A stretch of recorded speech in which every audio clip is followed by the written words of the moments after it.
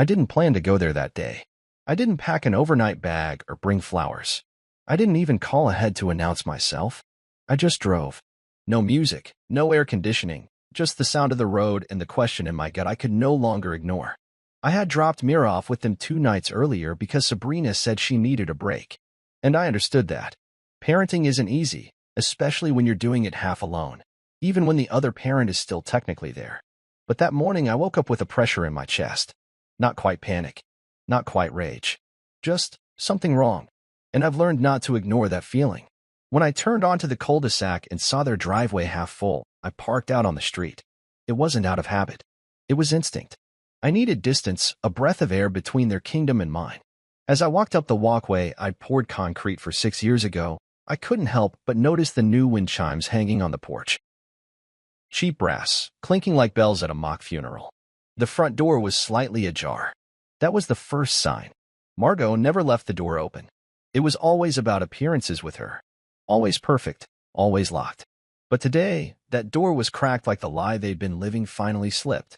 I didn't knock. I walked in, slow, quiet. Every step carried the weight of 1,000 compromises. I had paid for this house. Not just with money. With silence. With nods when I should have spoken. With patience when I should have pulled Mira away years ago. But I stayed. For family. For appearances. For Sabrina. I stayed because leaving felt like giving up on something I swore to protect. But that oath had grown brittle. And then I heard it. That voice. Margot's. Sharp. Unbending. Wash the dishes well, useless girl. I froze mid-step, the sound slamming into my chest like a thrown plate. There was no gentleness in her tone. No mistaking it as an offhand remark. That wasn't frustration. That was disdain. Pure and practiced. And then came the laughter, shrill, teenage, unbothered. Alyssa and Harper. Clarissa's twins. Sitting on that beige leather couch I had helped pick out. The one I'd had delivered the same week Mira was born. I walked forward, my shoes silent on the polished hardwood I'd paid to install. There, in the kitchen, stood my daughter. 6 years old. Barefoot. Wearing an oversized apron that dragged at her sides. Her tiny hands trembled as she gripped a sponge nearly the size of her fist. A tower of plates loomed above her on the counter. Her arms stretched high, trying to scrub with a kind of desperation I'd only ever seen in adults clinging to jobs they hated. She was trying to prove something. Trying to be good enough. Trying to earn her place. That's when I noticed. Her hair was still in the braid I did the night before she left. No one had even bothered to redo it. And her glasses, too big for her face, were slipping as she leaned forward. And the chip stool she stood on? It wobbled under her weight every time she reached for another plate. Behind her, Alyssa scrolled through a phone, Harper chewed gum loudly, and neither looked at Mira. Not really. They looked through her. Past her. Like she was furniture. And the worst part? Mira didn't look upset. She looked resigned. She looked like this wasn't new. Where was Sabrina? That question stabbed deeper than any of the rest. This was her family. Her parents. Her nieces. Her blood. And Mira, our daughter, stood there like a maid, like a burden. And she was nowhere to be found. Margot didn't notice me at first. She was too busy instructing Mira on how to stack the plates without water spots. Ronald walked past the hallway, glanced toward me, and barely acknowledged my presence with a grunt. He didn't ask why I was there. He didn't seem surprised. Just muttered, "She's not like Clarissa's girls. No manners." No manners? Mira said thank you to the cashier at the bakery. She whispered excuse me when she passed me in the hallway. She apologized when she sneezed in church. I stood in the doorway of the kitchen and took it all in, the chip tiles I had offered to replace, the peeling paint Sabrina insisted didn't need touching up, the fake fruit bowl on the table that had more presence in this house than my child. And I thought about every single payment, every check, every transfer, every missed weekend trip so I could cover their property taxes, every nod I gave Sabrina when she said, "It's just temporary until they get back on their feet." They hadn't gotten back on their feet. They built a throne on my back and put Clarissa on it. Mira was just a servant in their castle. Margot finally turned and saw me. Her expression didn't change much. A flicker of surprise, quickly masked by politeness. "Oh, Julius. We weren't expecting you," she said, smoothing the creases of her blouse like that could smooth what I had seen. I didn't respond. I walked forward, gently placed a hand on Myra's shoulder. She flinched at first, then turned her head slowly. Her eyes met mine, wide and unsure. "Daddy," she said softly, her voice a whisper. "That's enough," I said, just loud enough for Margot to hear, just calm enough to signal finality. I took the sponge from Myra's hand, set it in the sink, and picked her up. Her small arms wrapped around my neck without question, without hesitation, like she'd been waiting for me all day. I didn't raise my voice, didn't start a fight. I turned and walked toward the front door with my daughter in my arms. No explanation, no goodbye. Outside, I slid her into the back seat, buckled her in, and kissed her forehead. She smiled, a tired, relieved kind of smile. Then I pulled out my phone. I scrolled down to the number saved under Michael, loan officer, and hit call. "Michael," I said once he picked up, "cancel the payments." Effective immediately. He didn't question it. He just said, "Understood." And as I pulled away from that house, the one I paid for, the one that housed everything I hated, I realized something with crystal clarity. They weren't just unworthy of my money. They were unworthy of my child. We returned the next day, not because I wanted to, not because Mira needed to, but because Sabrina texted that she'd be there, and Mira asked me if she could see her mother, just for a bit. Her voice was hesitant, soft around the edges, like she was asking for too much. That's the kind of child she was becoming in that house, careful, apologetic. 6 years old and already mastering the art of shrinking herself. I drove us over after lunch, my grip tighter on the steering wheel than it should have been. Mira sat in the back, quietly humming something I couldn't place. The kind of hum a child uses to fill silence when they know their parent's heart is loud with thoughts. When we pulled up, she glanced toward the house and then back at me, reading my expression like she always did. Too perceptive. Too used to watching the adults for cues. "Daddy, do I say hi to everyone?" she asked. "You say hi to who treats you kindly," I said. She nodded, then unbuckled her seatbelt and slid out of the car like she was stepping into a role. Inside, the air smelled like citrus polish and burnt coffee. Margot sat in her usual chair by the kitchen window, legs crossed, sipping from her favorite porcelain tea set, the one with gold rims and little blue flowers she claimed were too delicate for everyday use. On the counter beside her were 3 glasses. 2 of them were tall, clear, gleaming with condensation, filled with orange juice and mint leaves, droplets trickling down like a commercial ad. The third one, shorter, rougher, held cloudy tap water and was chipped along the rim, the kind you wouldn't give a guest, the kind you keep at the back of the cabinet just in case. Margot didn't even look at me as she said, "Alyssa, Harper, come get your juice before it warms up." The twins came bounding in from the living room, all shiny hair and choreographed entitlement. They grabbed the tall glasses and flopped back on the couch with the ease of people born into approval. Mira stood still beside me, hands clasped together. Then Margot reached for the chipped cup, slid it 2 inches toward Mira without meeting her eyes, and said, "Here. You can have that one." No sweetheart, no warmth. Just that. A chipped cup. A gesture masquerading as generosity. I looked down at Mira. She didn't move. Her eyes darted toward the couch where the twins sipped their juice and laughed about something on the tablet between them. She looked back at the cup like it was a test. If she took it, she'd prove she wasn't ungrateful. If she didn't, she'd be accused of having an attitude. She reached for the cup with both hands. "Put it down, baby," I said gently. Mira froze, then obeyed. Margot raised an eyebrow, finally looking at me. "What's the problem now?" she asked, like I was interrupting a perfectly lovely moment. "The problem," I said, "is you think my daughter deserves less because she doesn't come from Clarissa." Margot scoffed. "She comes from Sabrina, doesn't she? My daughter. I've treated her no different than I did the twins at her age." "You mean like background noise?" I asked, my voice still calm, almost clinical. Ronald shuffled into the room, chewing on a toothpick like it was a cigar, muttered, "Don't start another scene, Julius. We're all tired of the dramatics." I wanted to laugh. Me, the dramatic one? I'd kept my head down for 6 years. 6 years of hosting barbecues, patching leaky pipes, covering shortfalls in their utility bills when Ronald's pension didn't stretch far enough. 6 years of biting my tongue every time they referred to Clarissa's girls as our pride and Mira as Sabrina's little one. Not even our granddaughter. Just a footnote. A reminder. A cost. Mira looked up at me again. I knelt to meet her eye level. "You don't drink from cups that hurt you, baby," I said, pointing to the crack. "You deserve better than that." She blinked, confused at first, then a quiet understanding settled in her gaze. She didn't nod. She just took my hand. And that's when I made the call. Still crouched beside my daughter. Still holding her hand. I pulled my phone from my back pocket and scrolled down until I found Michael's number. Margot's voice sharpened. You calling the police now, Julius? I hit the call button. No, I said. Not them. Michael answered on the second ring. Mr. Ward. It's time, I said. A pause, then his voice steady. Canceling the mortgage payments effective immediately? Yes. Lock it in today. You got it. I hung up. Margot stood now. Ronald stared, toothpick forgotten. The room had shifted. The walls leaned closer. The air had grown thick with the realization that something valuable had just slipped out from under them. What do you mean canceling? Ronald asked, his voice hollowed out. I said, rising to my full height. Your lifeline just hung up. Margot's lips parted like she might cry, but nothing came. Not yet. She still didn't understand. Not really. Not the magnitude. But she would. Clarissa and the girls are coming over this weekend, she said weakly, like that was relevant. They can drink out of chipped cups, I said. And they can explain to Mira why the ceiling leaks and the heat shuts off in winter. Ronald took a step forward.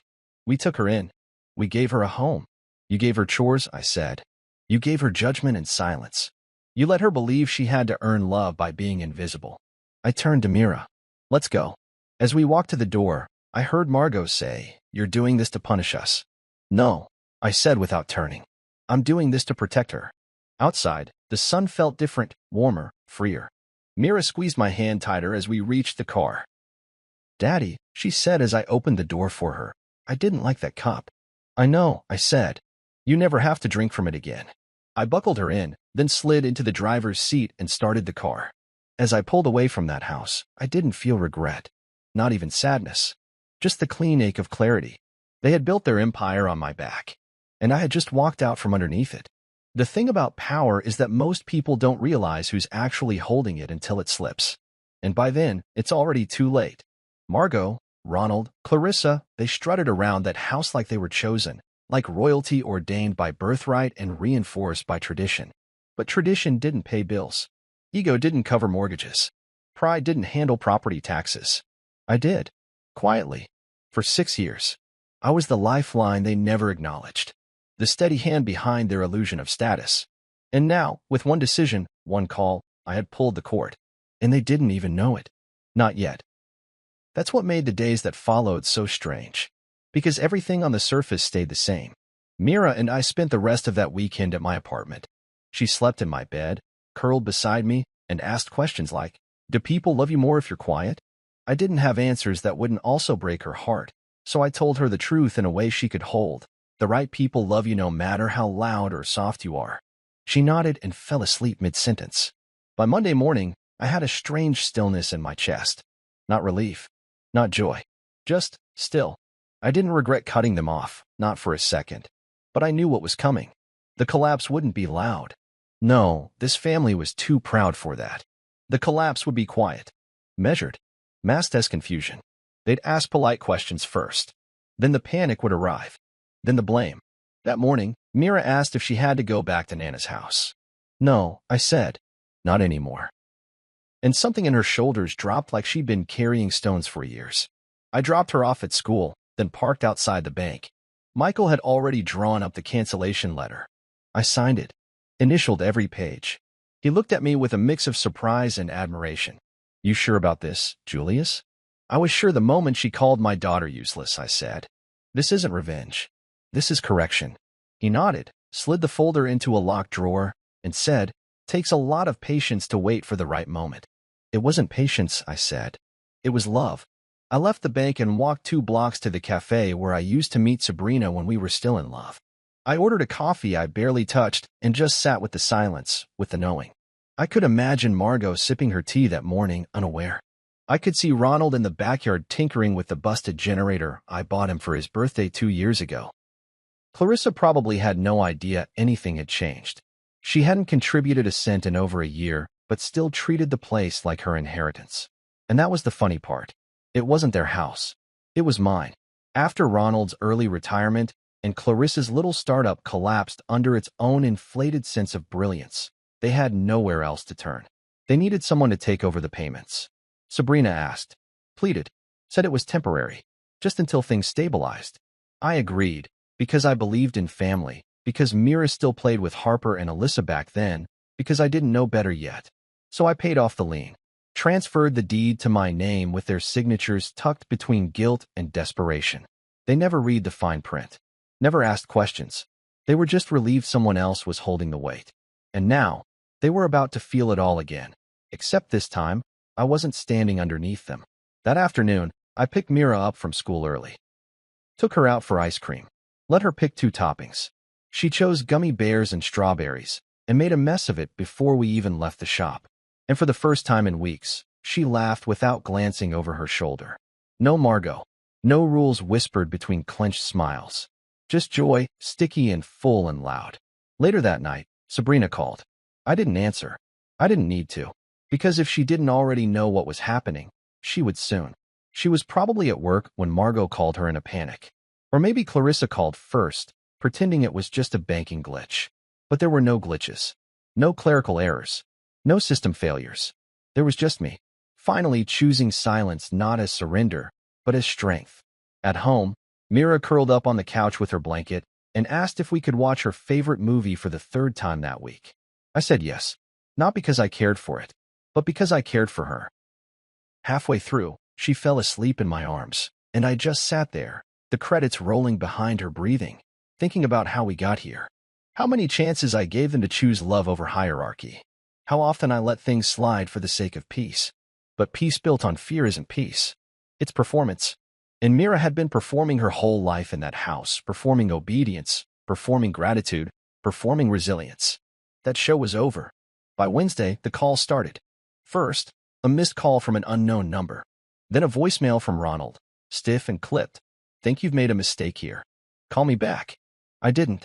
Instead, I filed the copies of the loan closure paperwork and locked them in my desk drawer. That house would be flagged for foreclosure by the following week. They'd scramble. Maybe pool their money together. Maybe Clarissa would call her ex for help again. Or maybe they'd just default. Either way, it wasn't my problem anymore. I wasn't their safety net. I wasn't their invisible bank. I was Myra's father. And that meant choosing her joy over their comfort. The irony was, they had no idea how fragile their comfort really was. Because it wasn't built on legacy or legacy wealth. It was built on quiet sacrifice, mine. And now that I'd gone quiet in a different way, the walls were going to tremble. That night, as I folded laundry in the living room, Mira wandered out of bed with her blanket dragging behind her. "Daddy?" she asked, sleepy-eyed. "Did I do something wrong?" I sat down immediately, pulled her onto my lap. "No, baby." "Why would you ask that?" "Because I used the cracked cup. And Nana said I should be grateful." My chest ached. Not with anger. With grief for what she had already absorbed, for what she'd been taught to accept as normal. I looked her in the eyes. "You didn't do anything wrong, Mira." "They did." She stared at me like she was trying to believe it. Like the truth felt too big to fit inside her yet. I kissed her forehead. "We're safe now," I said.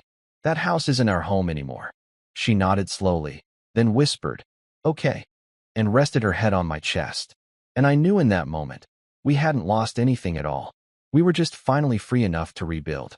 The first call came on a Thursday morning. Mira was still asleep, curled in a tangle of blankets on the couch, her favorite stuffed panda tucked beneath her arm like it was guarding her dreams. I was standing at the kitchen sink, making coffee, letting the steam rise into the quiet morning like incense for a new life. The phone buzzed once. Then again. I didn't need to look at the screen to know who it was. Margot. I let it ring 4 times before I answered. I didn't want to, but some part of me knew this was the moment it all shifted. I pressed the phone to my ear and said nothing. "Julius." Her voice sounded tight, like she'd already rehearsed what she was going to say, but I let it ring 4 times before I answered. I didn't want to, but some part of me knew this was the moment it all shifted. I pressed the phone to my ear and said nothing. "Julius." Her voice sounded tight, like she'd already rehearsed what she was going to say, but didn't like how it felt coming out. I still said nothing. "The bank called this morning. They said the last mortgage payment was missed. I told them it must have been an error. That you've always been so reliable." I took a slow sip of coffee and let the silence stretch out between us like a truth she wasn't ready to face. When I finally spoke, my voice was calm. Flat. It wasn't an error. A pause. Then, "What do you mean?" I stopped paying. The silence that followed didn't stretch, it dropped. Heavy and immediate. Like something had just fallen through the floorboards of her mind and she wasn't sure how deep it would go. "Why would you do that?" she asked, but it wasn't anger in her voice. Not yet. It was confusion wrapped in the soft fabric of entitlement. Because family doesn't scream at my daughter while her cousins laugh. Her inhale was sharp. A wounded gasp from a woman who didn't know she'd drawn blood. "That's not fair, Julius." "No," I said. "What wasn't fair was watching my daughter wash dishes while your golden granddaughters scrolled through TikTok. What wasn't fair was handing Mira a chipped cup while Alyssa and Harper drank out of glass towers like royalty. What's not fair is your silence while she's humiliated in a house she was told to call home." "You don't understand," she started, her tone shifting into something softer, calculated. "Children play rough. They tease. That's normal." She wasn't playing. She was working. For approval. For space. For air. She tried again. "We just thought. You did all that for love. For family." And that's when I realized the depth of her delusion. Not just ignorance, but a willful blindness that had made a home in her bones. "I did it for Mira," I said. "But love doesn't mean funding your fantasy while my daughter gets treated like a maid." "Julius," she said, and there was a tremor in her voice now. The first crack in her castle. "Please, we didn't know you felt this way. Let's talk." "No," I said. "Not this time." I heard her take a breath, probably to pivot, to launch into the guilt-wrapped gaslighting that had worked on me before. But I didn't wait for it. I ended the call. Hung up before she could twist the knife and call it kindness. I stood there in the kitchen with the line still warm in my hand and the sun beginning to filter through the blinds. It was quiet again. Not peaceful, but settled. Like the truth had finally landed where it needed to. I looked over at Mira, still sleeping, her face soft with safety. I had no idea what Margot would do next, who she'd call, what lie she'd spin, what narrative she'd try to salvage. But I knew one thing. I wouldn't be part of it. Later that day, I got an email from the bank. Confirmation that foreclosure proceedings had begun. I read the notice twice, not because I doubted it, but because I wanted to feel every word. Every consequence I had once shielded them from now lined up in neat paragraphs. This was the reckoning. Not a scream. Not a slap. A quiet, legal unmaking. By the afternoon, I got another call, Sabrina this time. I didn't answer. I figured if she had anything meaningful to say, she'd show up. She didn't. Instead, Mira and I went to the library. She picked out 3 books on horses, 1 on space, and a comic she wasn't quite old enough to read but liked the pictures. She clutched them to her chest like treasure. When the librarian gave her a sticker, she looked up at me and smiled like the world finally made room for her. That evening, as I cooked pasta and Mira colored at the table, my phone buzzed again. This time, it was a group text. "Clarissa, I heard what you did. You're tearing this family apart. Valerie, Sabrina's aunt. I'm sure this is a phase. Julius just needs to process his feelings. Darren, the ever-neutral uncle. Maybe we should have a meeting, like adults. We can fix this before it gets worse. And Ruth, Grandma Ruth, the same woman who once told Mira to toughen up or be left behind. Her message was the shortest. Why now?" I stared at the screen, reread it 3 times, then turned the phone face down on the counter. Mira looked up from her coloring book. "Was that work?" "No," I said. "Just people who don't know how to say sorry." She blinked, thoughtful. "You say sorry when you do something bad." Exactly. We ate dinner in quiet, the kind of quiet that healed instead of hurt. Mira told me about a classmate who brought a bunny to school. She laughed when she described how it pooped in the reading corner, and I laughed too, real and full and long. For a moment, I forgot about the house. The payments. The names on the group chat. All I saw was her, the child they tried to chip away at, blooming again in front of me. Later, as I did the dishes, she tugged at my sleeve. "Daddy, if we don't go back to Nana's house, where do the girls go?" I paused, rinsing a plate. "They stay there for now," I said. "But the house is changing. Because of us?" "Because I remembered what matters." She nodded, satisfied. Then said the thing that lodged itself in my chest and stayed there long after she went asleep. "I like it better when we don't have to pretend." I knelt, hugged her close, breathed her in. "Me too, Mira," I whispered. "Me too." And just like that, I realized. Letting the house fall wasn't destruction. It was deliverance. The next call came just before noon. I was standing in the produce aisle, comparing 2 different bags of baby carrots, Myra's new obsession, when my phone lit up with Clarissa's name. I watched it ring twice. 3 times. Then I answered, not out of curiosity, but clarity. I wanted to hear how royalty reacts when their crown starts to slip. Julius, she said immediately, voice bright and brittle like polished glass. We need to talk. I put the carrots in the basket. About what? You know what? About the house. About what you've done. There it was, no warmth, no how are you, no check on Mira. Just ownership, as if the place was hers by divine decree, and I'd vandalized the gates. I didn't do anything to the house, I said. I just stopped paying for it. A pause. Just one breath of silence. Then she launched into it. You're tearing this family apart, Julius. That house is everything to us. To my girls. They grew up there. They have memories, birthday parties, Christmas mornings, backyard picnics. I leaned on the cart. And Mira? What does she have? She's not the point. She's exactly the point. Clarissa sighed. You've always had this thing about playing the martyr. Like we've wronged you somehow. Like we've taken something from you. But you married into this family.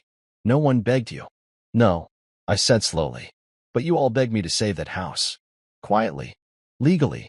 And I did. And now you're destroying it. For what? Because Mira didn't get orange juice in a crystal glass. For everything before the orange juice. For every sideways comment. Every shrug. Every time you let your daughters laugh while Mira cried and told yourself they were just playing. She's dramatic, Clarissa said, dismissively. Overly sensitive.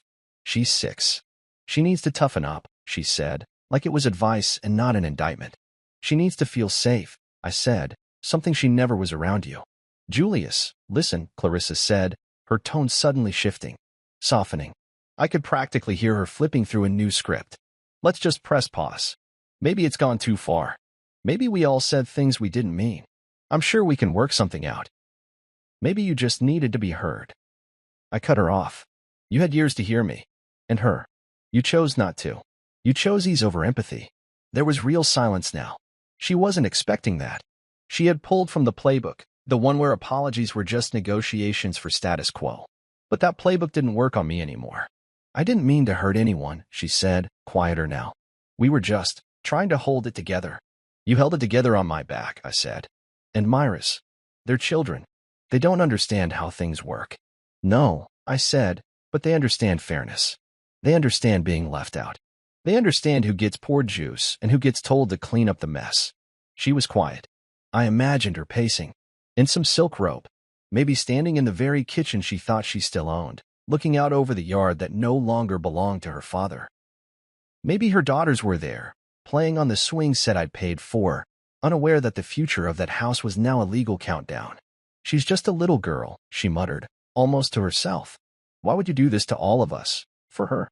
That was the moment the last mask fell. Because in Clarissa's world, Mira wasn't us. She was adjacent. An afterthought. The girl they tolerated. The one who didn't quite match their curated photos or their filtered reality. For her. I repeated. Because she's the only part of that house that mattered. I just think, she said, voice teetering, we should have had a chance to fix it before you went nuclear. Nuclear was letting her cry alone in a guest room with no blankets because she spilled apple juice on your couch. She was loud. She woke the babies. She's not a servant. She's not family. And there it was. The truth. Raw. Undressed. Involuntary. I didn't yell. Didn't even flinch. I just said, thank you for finally saying it out loud. She tried to backtrack. I didn't mean. You did. And that's why you'll never see her again. Clarissa gasped. You can't do that. I can. And I will. You're being cruel. No. I'm finally being honest. Then I hung up. I stood there for a moment, surrounded by organic lettuce and 2-for-1 pears, letting her words settle and slip right off me. The weight of pretending was gone. The need to make peace with people who had made a war out of subtle slights was gone. I checked out. The cashier asked if I wanted a rewards card. I declined. I had nothing left to earn. When Mira got home that day, she asked if we could go to the park. I said yes. We packed carrot sticks and apple slices and her favorite juice box, the one she always hesitated to ask for when we visited Margot's. At the park, she climbed higher on the jungle gym than I'd ever seen her go. She waved from the top. Look, Daddy, she shouted. I see you, I called back. And I did. Not just her body on the bars, but her spirit, unburdened, unbent, glowing. We stayed until the sun dipped low and the sky bruised into purple. That night, she brushed her teeth without being asked, put on pajamas with stars on them, and crawled into bed humming a song I didn't recognize. As I tucked her in, she said, "Alyssa told me I'm lucky you love me." I paused, caught off guard. She said that?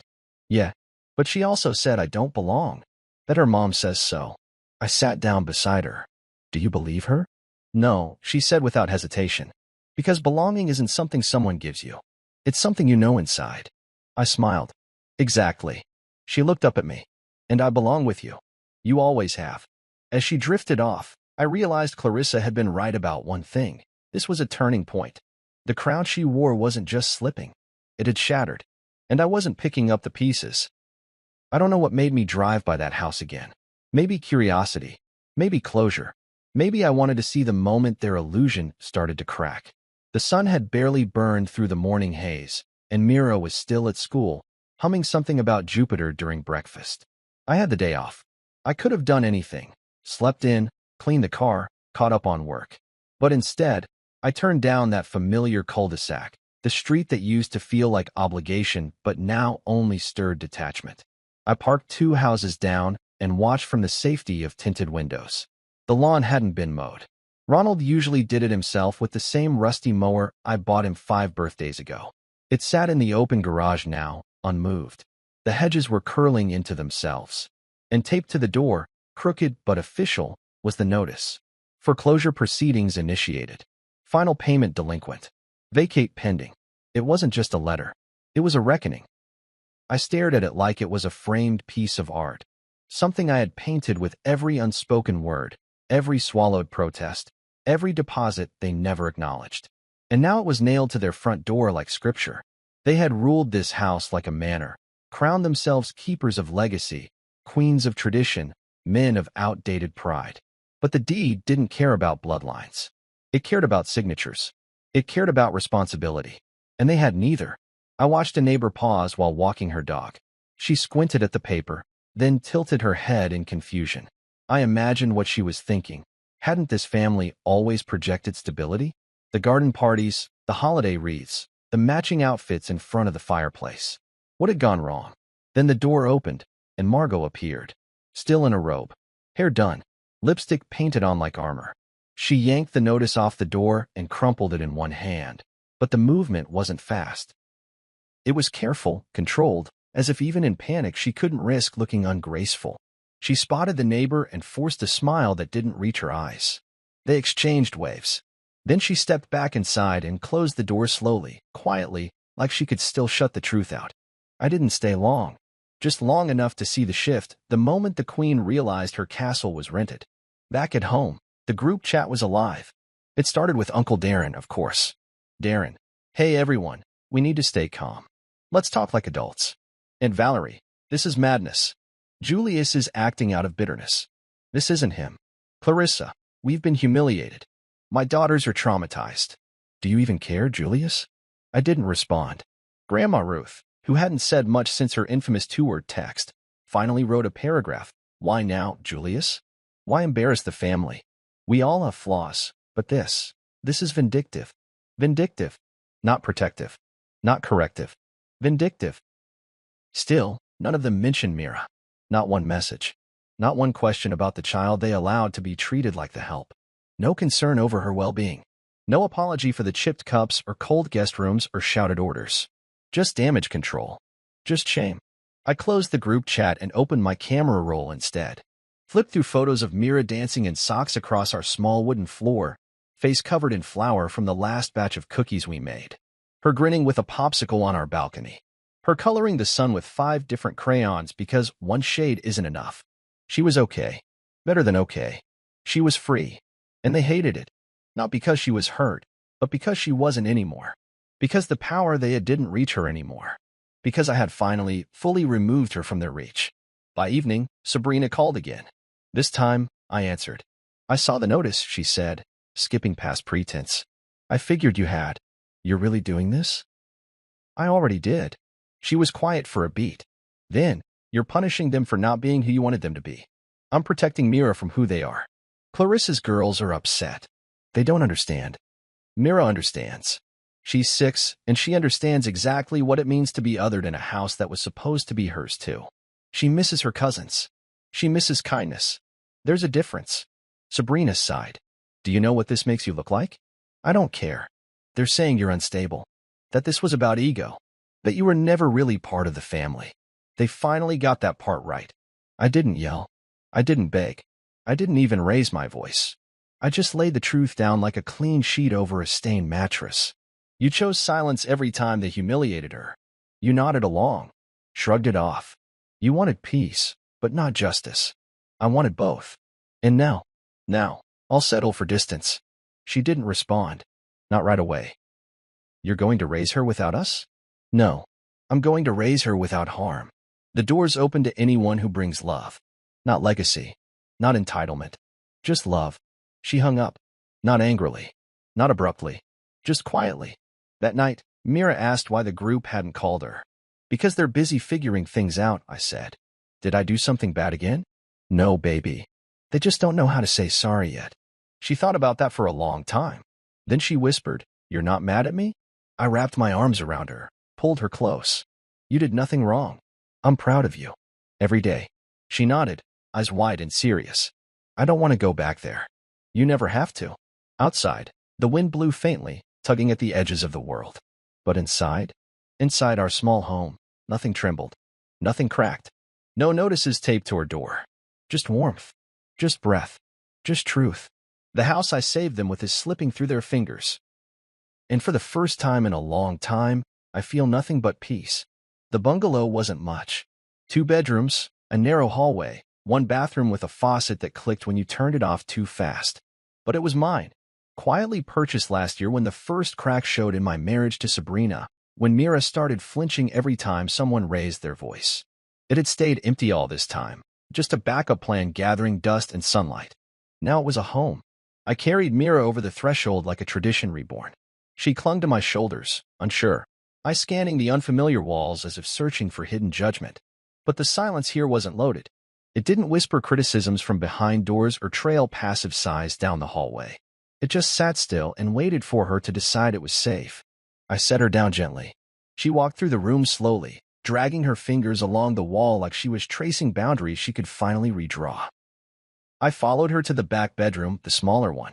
The one I had painted pale yellow, just in case. She stopped in the center, looked around, and then smiled. Is this my room? If you want it.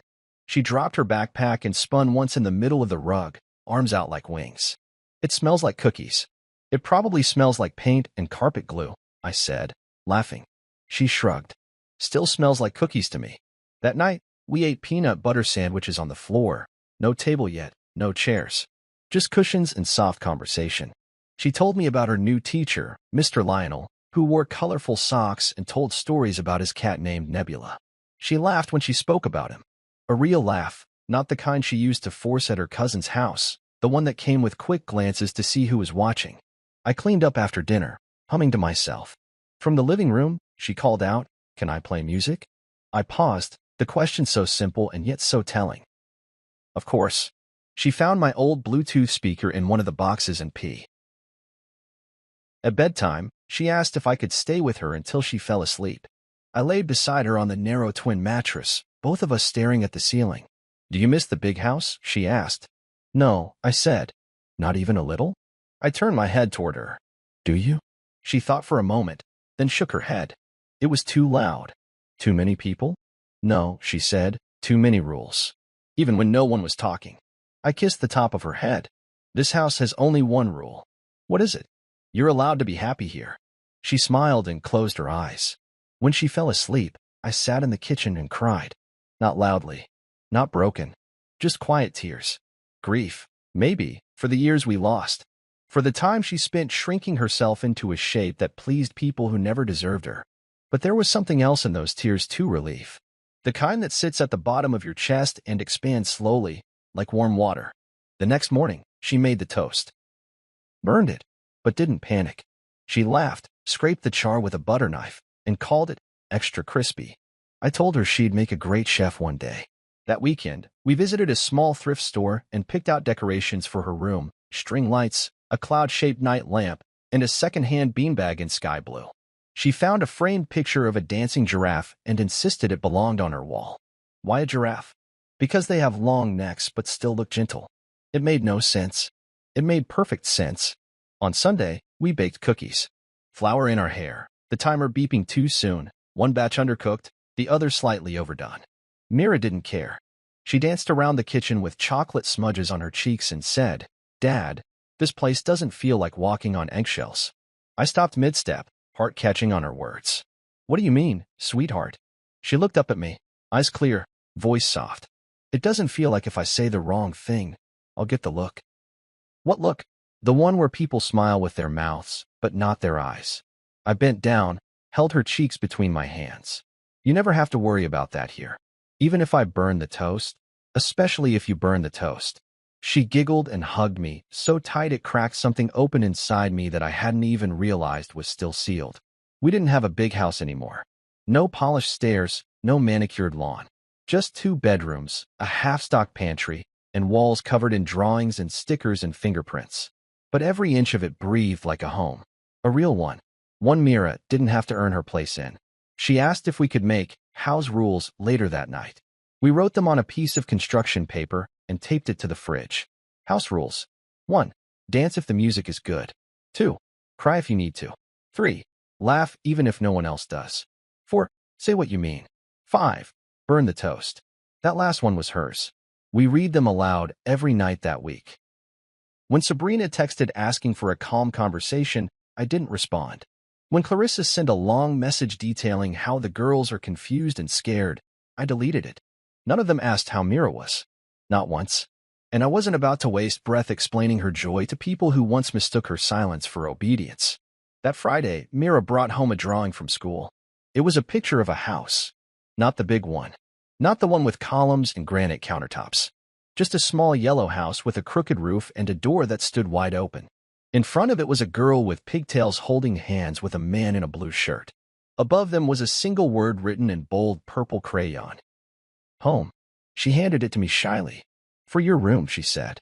I framed it that evening. And in that moment, I understood something deeper than all the legal filings and quiet revenge and righteous distance I had drawn between us and them. I hadn't just bought a house. I had reclaimed a daughter. I didn't go. I could have. I could have stood at the back of the room in a clean blazer and watched the whole thing unfold like a man watching a controlled demolition. But I'd already seen enough of that house to last a lifetime. So I stayed home. I dropped Mira off at school, took the long way back through town, bought myself a coffee I didn't need, and sat in the park across from the courthouse. The breeze was light, cool on my face. I checked the time. 10:58 a.m. 2 minutes before the auction was scheduled to begin.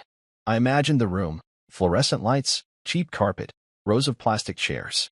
A court official at the front, reading from a script. Margot sitting somewhere near the aisle, clutching a folder of meaningless documents. Ronald beside her, red-faced and silent, trying not to look like the walls were closing in. And Clarissa, of course. Clarissa would have shown up late but loud, probably in heels that clicked like punctuation on a threat. They wouldn't understand how this could happen. Not really. Even though I told them. Even though I warned them. Because people like that never believe the bottom will drop until it's already gone, and even then, they blame the floor for being weak. The buyer was a man named Mr. Howlett. I'd looked him up a week prior, not out of concern, just curiosity. A real estate developer. Middle-aged. Pragmatic. Not the kind of man who cared about legacy or memories or birthday candles once lit in living rooms. He only saw square footage, market value, potential flips. To him, the house was a structure for walls and a roof, soon to be gutted and dressed in quartz and trendy tile for someone else's new beginning. And that, somehow, felt like justice. I stared at the cup of coffee in my hands and thought about Mira. How she used to sit on the porch of that house with her legs pulled into her chest, watching the other girls play, waiting for someone to call her in. How many times she'd heard, "Not now," or "You already had your turn," or "Go help Nana." I used to think she'd forget that. I wanted her to forget. But kids don't forget what makes them feel small. They carry it. They bury it. They build around it. But now she was rebuilding with light. I checked my phone again. 11:12 a.m. It was done. By the time they walked out of that auction room, the house was no longer theirs, not even in name. The walls they worshipped were someone else's to repaint. The kitchen Margot once ruled with a porcelain fist would be stripped and renovated. The living room that echoed with Clarissa's curated photo shoots and Ronald's heavy silences would be emptied, stage by stage, memory by memory, until it held no trace of their kingdom. And me? I'd never felt freer. I picked up Mira from school that afternoon, and she ran to me like she always did now. Full speed, no hesitance, no scanning the parking lot for someone more important. She held a cardboard crown she'd made in art class. Glittered, crooked, beautiful. For you, she said. I crouched. For me. Yep. You get a crown now. What did I do to earn it? You saved the castle, she said simply, then skipped ahead to the car, humming to herself. And I nearly lost it right there in the pickup lane. At home, I made us grilled cheese sandwiches while she danced around the kitchen. Halfway through dinner, my phone buzzed again. I almost didn't check it, but something told me to look. It was a voicemail from Clarissa. I hit play and leaned against the counter, arms crossed. Her voice trembled, not with sadness, with rage laced in disbelief. You really did it. You let that place go. Just like that. Sold to some contractor who doesn't even know what that house meant to us. You destroyed everything. My girls are crying. Margot hasn't spoken all day. Ronald's blood pressure spiked. You've torn this family in half, and for what? Your ego? Because we didn't bow low enough to you? You're not a hero, Julius. You're a wrecking ball. I deleted the message before it ended. Because Mira had just walked in with a tray of cookies she pretended to bake. Because the crown she'd made sat on my head like a secret joke between us. Because I didn't need to listen to people who had confused cruelty for tradition and silence for respect. Clarissa wasn't wrong, though. I had torn something down, but it wasn't a family. It was a myth. That night, as Mira brushed her teeth, she asked me what happens to the house now. Someone else will live there, I said. Will they be nice? I hope so. Will they fix it? Maybe. Or maybe they'll knock it down and build something new. She rinsed her mouth, thoughtful. Sometimes starting over is better. I kissed her forehead. You're smarter than me. I know, she said with a grin, then ran off to bed. After she fell asleep, I sat on the couch in the dark. Not out of sadness. Just reflection. My phone buzzed again. This time it was a text from Aunt Valerie. Please think about the children. They don't understand what's happening. You could have handled this quietly. But I had handled it quietly. I hadn't shouted. I hadn't made speeches or sought revenge. I'd made a decision. Then another. Then another. A series of deliberate choices, not to hurt, but to heal. They just couldn't tell the difference. So I turned the phone off. And I sat there in the stillness of a home that smelled like melted cheese and lavender hand soap. A home where no one flinched at the sound of footsteps. A home with glitter on the rug and a crooked giraffe painting on the wall. The auction had come and gone. The house was no longer mine. But Mira? Mira was. And no one would ever put a notice on her worth again. They didn't take long to start spinning their version of the story. I saw it happen in real time. Like watching storm clouds roll in over a town that still believed the sun was out. It started with a single message from Margot, sent on a Sunday morning while Mira and I were assembling a flat-pack bookshelf in her room. She'd picked the purple one. I handled the screws, and she handled the stickers. We were halfway through when my phone buzzed. Margot, you humiliated us. You destroyed your own child's legacy. Legacy. That word sat on the screen like a rotting fruit, sour and hollow. I didn't respond. I didn't even let Mira see it. I just locked my phone, tucked it in the drawer, and handed her another butterfly sticker. But the message clung to the day like a wet shirt. Destroyed her legacy? What legacy? The chipped cups? The cold guest room? The whispered comparisons to Clarissa's twins? That wasn't a legacy. That was generational rot dressed up in lace and plastic praise. Later that evening, I found out Clarissa had gone further. She'd called 2 of the neighbors. People I hadn't spoken to in months, and told them I was unstable. That I'd been erratic since the divorce. That I'd always resented their family's closeness and used Mira as leverage to get back at them. I heard this from Mr. Arnold, who lived across from the old house and used to wave at me while mowing his lawn. He called me to ask if I was okay, said Clarissa had shown up at his wife's book club, and cried a little, while explaining how hard this had all been on her daughters. They just don't understand, she'd said. They keep asking why Uncle Julius hates us now. They never mentioned Mira. Not once. Not her name. Not her feelings. Not what she'd been through. They centered themselves in the narrative like they always had, surrounded by imaginary violins and the applause of people too distant to see the truth. Clarissa's words spread fast. Shared at PDA meetings, whispered in grocery store aisles, repeated by people who'd never sat with Mira during one of her nightmares, who never watched her hands tremble while folding napkins for Margot's dinner parties. She told them I was bitter, that I wanted control, that I couldn't handle being excluded. It was fascinating, really, how quickly they rewrote history, how neatly they snipped out their own cruelty and glued in my supposed instability like it was a footnote in someone else's collapse. And when that didn't catch, they tried guilt. Sabrina texted late one night. Sabrina, Clarissa says you blocked her. The girls are confused. They still miss Mira. Can't you be the bigger person? I stared at the words, the audacity of them. Be the bigger person? I had been. For years. I had swallowed their condescension, their subtle digs, their performative kindness that always came with a side of silence. I had funded their comfort while my daughter learned how to disappear in plain sight. Now, I was done being big. I was being clear. That weekend, Mira and I visited the city park she used to love but hadn't been to in almost a year. As she ran ahead toward the carousel, I sat on a bench and checked my voicemail. There was another message from Aunt Valerie. Julius, honey, I know things have been tense, but we're family. These things happen. Everyone's heartbroken. Maybe we said things we didn't mean. Maybe you did too. But it's time to rebuild. For the children. I almost laughed. The children? Mira hadn't received a single message. No card. No call. No check-in. No apology. And yet they had the gall to say this was about the children. I deleted the voicemail, then opened my camera.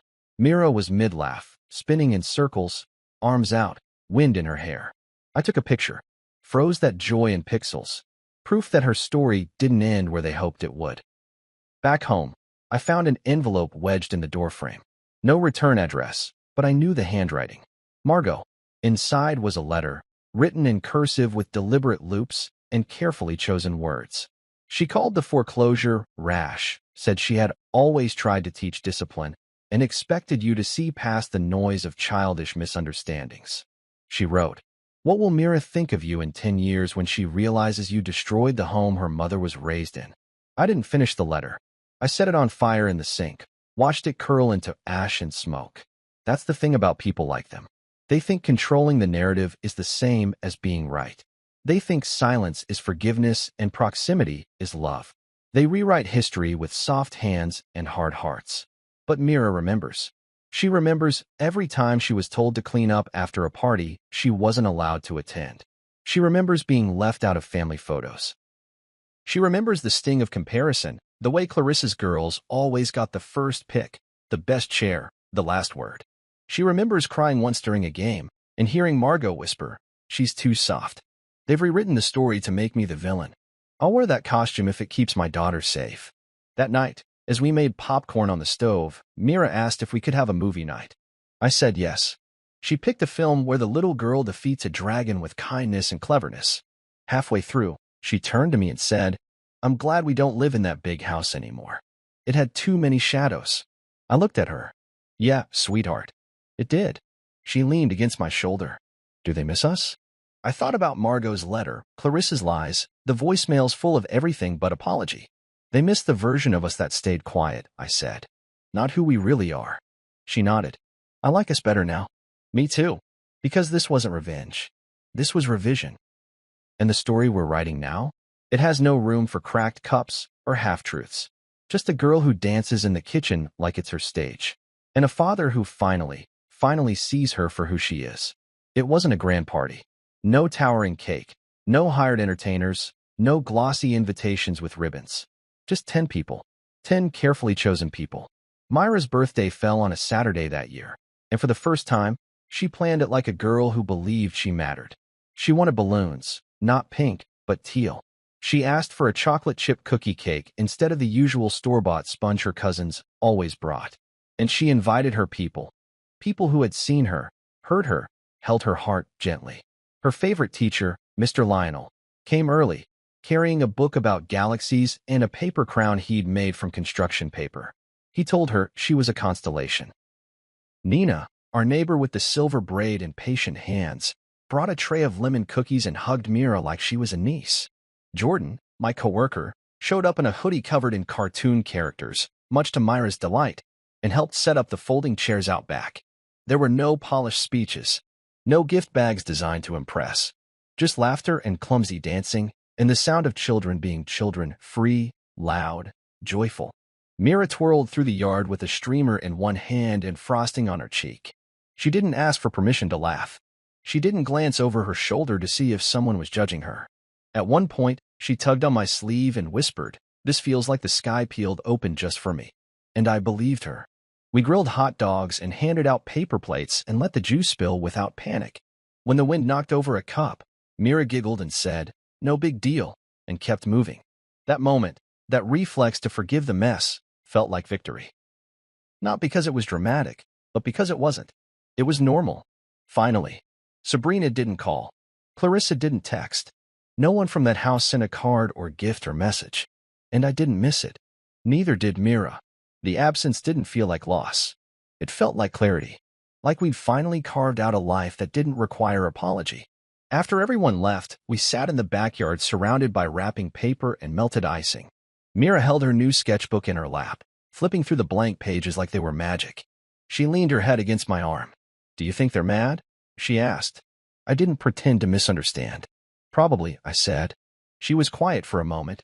"Good." I turned to her, surprised. She shrugged.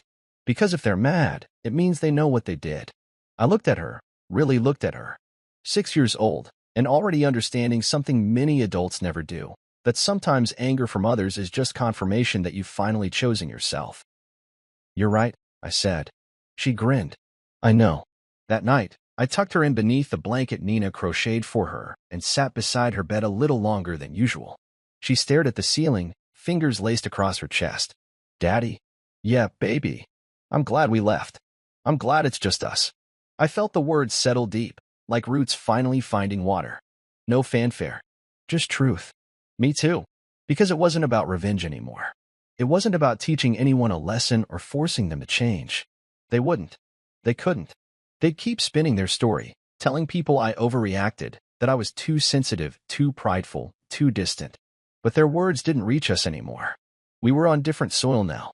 I walked back to the kitchen, where the last of the balloons sagged against the ceiling.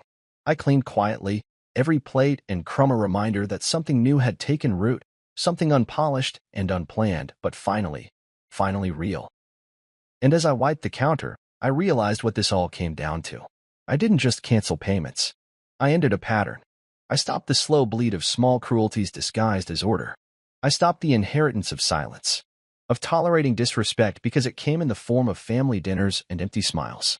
I chose Mira, fully, fiercely, without compromise. And she, brave, silly, tender Mira, had bloomed in that choice. That was the best revenge. Not a foreclosure. Not a sold house. Not the voicemails and group chats and rewritten histories. The best revenge was a little girl who danced barefoot in her own backyard,